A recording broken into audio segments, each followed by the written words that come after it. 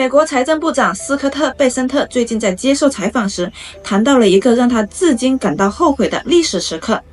2001年中国加入世贸组织，他直言不讳地说，我认为他们当时就应该意识到会对美国工人造成如此大的伤害，应该设置更好的防护措施。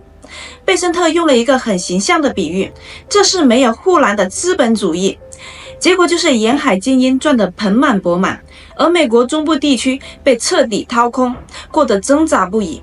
现在最讽刺的是什么？风水轮流转，中国开始用稀土磁铁来反制裁美国了，这简直就是倒反天罡。这种微小的磁铁存在于你的 iPhone 里，你的汽车里，无处不在，而美国却完全依赖中国供应。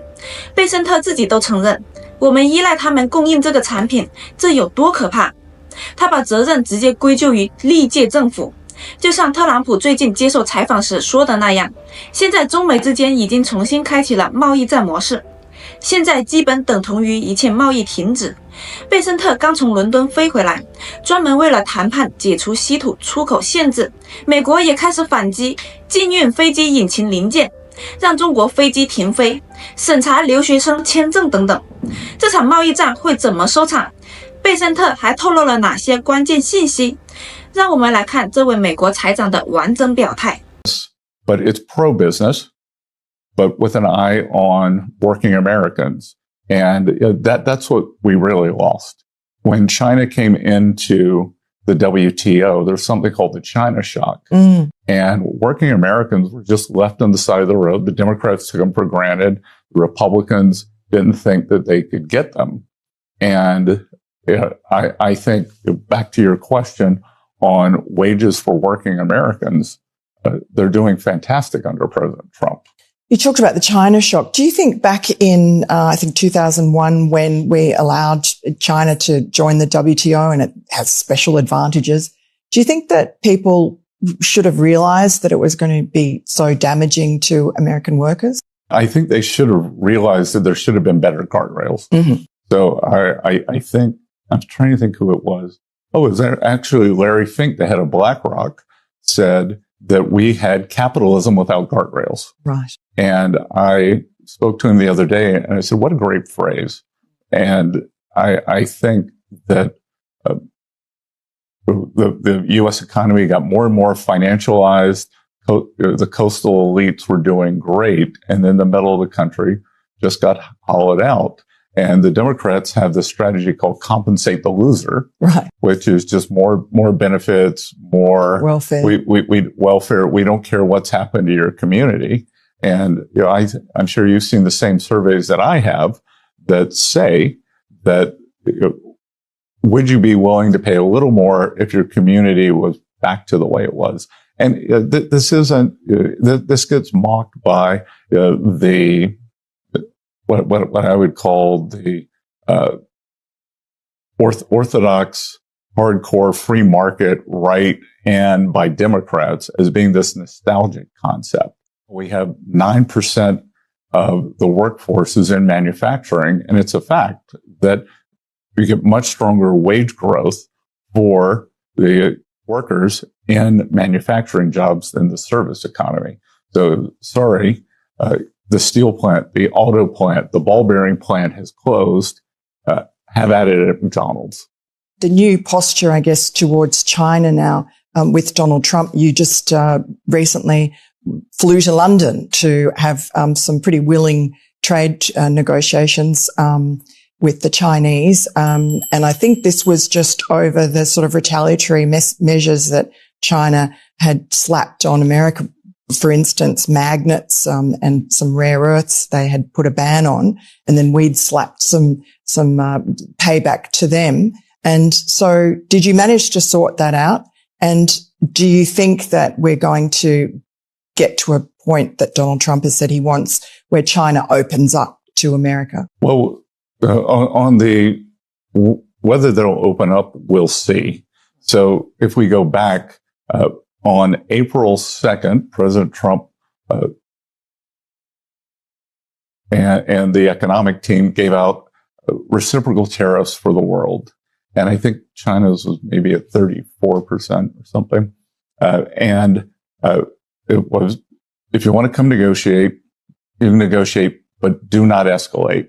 And the Chinese were the only ones to negotiate, escalate. Right. And then it turned into this tit for tat. Yeah. And then we were at 145% tariffs on them. They were at 125% on us, and which is effectively an embargo. Yeah. And, I believe that Chinese were feeling more pain. Their system takes pain better. But I believe it was probably very painful for them because that we import 3 times more than we sell to them. So we are the deficit country in the history of trade wars. The surplus country always takes more pain. And their economy is not doing very well, is it, at the moment? They're in the middle of a real estate downturn. Some might call it a crisis. Mm-hmm. They've had low growth. There's something called the middle income trap for developing economies. And what we will see with China is, can they be a reliable partner? So from COVID, we learned, and this may be the only good thing that came out of COVID, was that we have to bring back strategic industries to the U.S. Again, steel, semiconductors, medicines, some others. And these rare earth magnets, and we have an over-reliance on China and other countries, not necessarily our allies for these.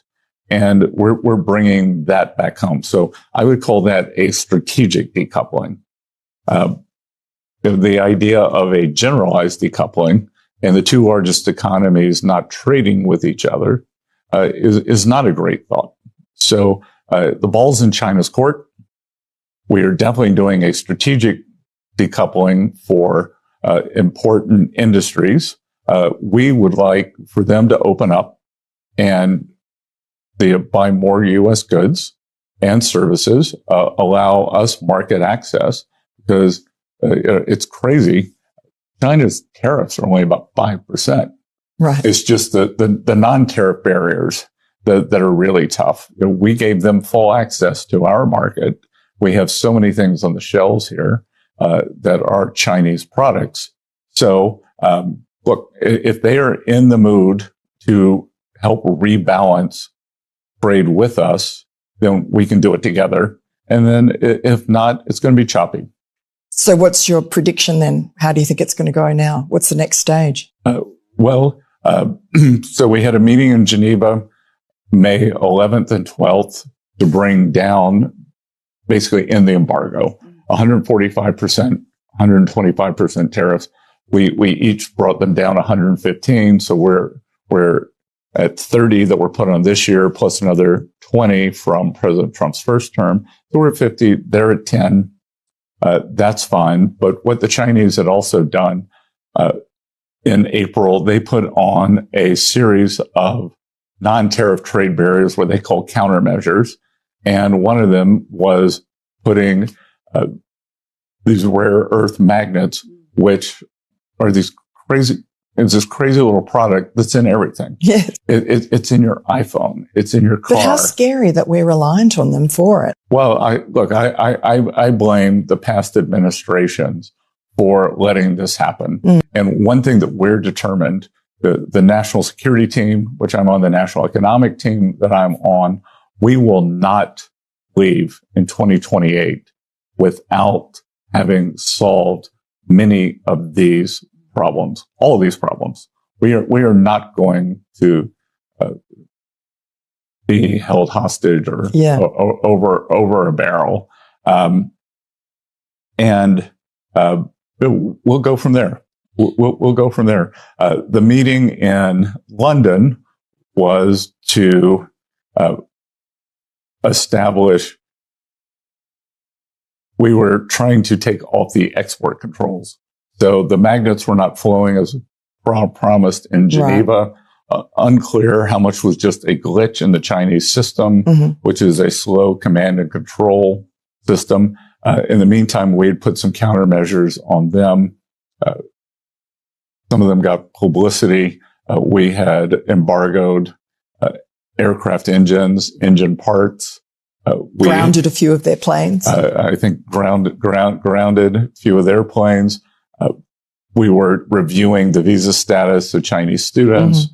We were withholding ethane, which is the base product for plastics. So the idea is we agreed in London, magnets start flowing. We will take down our countermeasures, and then we'll probably have another in-person meeting again in 3 weeks to see if we can do this mutual rebalancing. And look, it should be natural. President Trump wants the U.S. to manufacture more and become a manufacturing powerhouse for precision manufacturing again. They're 30% of global manufacturing now, which is too high. Yes. And it can't go higher. It can't go higher. So the way for them is not to try to export their financial problems, is to switch to the consumption model. And if we could do that together, it'd be incredible. And now Howard Lutnick is the Commerce Secretary, has been, I guess, put into this team with you. And I think it's part of Donald Trump's team of rivals philosophy, because there's been a lot of talk about you're both billionaires from Wall Street, some competition between you. Wait, Miranda, you know what I love? On the internet, I'm 6'8" and I have $5 billion. Neither one of those is correct. And look, President Trump. 贝森特这次采访透露的信息很明显。首先，他明确表示美国正在进行战略性脱钩，把钢铁、半导体、药品和稀土磁铁这些关键产业搬回美国。他说，这是从疫情中学到的唯一好事，不能再让战略产业被别国卡脖子。但有意思的是，贝森特并不主张全面脱钩。他说，如果中美这两个最大经济体完全不做生意，那可不是什么好事。问题是，球现在在中国那边，美国愿意谈，但中国得先开放市场，多买美国产品。贝森特特别提到，中国的关税其实只有 5% 左右，真正麻烦的是那些非关税壁垒。未来几周后，双方可能还会再见面，继续谈这个如何保持两国的相互平衡以及稀土问题。贝森特透露了一个关键数字，美国从中国进口的东西是出口的3倍。所以在贸易战中，顺差国总是更加痛苦。他认为中国承受的压力更大，只不过他们的体制更能扛痛苦而已。贝森特的话里表明了一定的决心，国家安全团队和经济团队决心在2028年之前解决所有这些问题，绝不会让美国继续被要挟或者受制于人。说实话，从这次采访能看出来，特朗普政府这次是真的动真格了。从当年没有护栏的资本主义，到现在要把制造业搬回美国，从被稀土卡脖子到停飞中国飞机反击，这场贸易战的激烈程度可能超出很多人想象。那么问题来了，你觉得这场贸易战最终会是什么结局？中国会妥协开放市场以及稀土吗？美国真的能把制造业搬回来吗？欢迎在评论区分享你的看法。如果你觉得这期内容有价值，别忘了点赞订阅，我们下期见。